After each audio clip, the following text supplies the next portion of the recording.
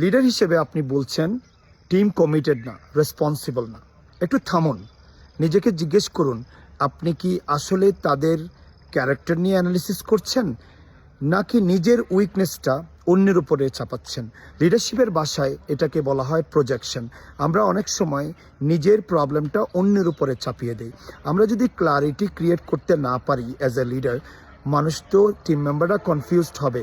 আমরা যদি consistency create করতে না পারি, তাহলে তারা তো কমিটেড থাকবে না। এটা খুবই স্বাভাবিক বিষয়।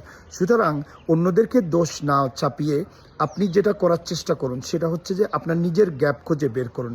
আপনি যখন ও কমিটেড না, ও রেসপন্সিবল না, এই ধরনের আলাপ আলোচনায় সবসময় যাচ্ছেন, তার মানে আপনি আসলে ওদেরকে ব্লেম করে ওদের প্রবলেম আপনি সর্ট আউট করছেন না, আপনি আসলে নিজের গ্যাপটাই অ্যাভয়েড করছেন।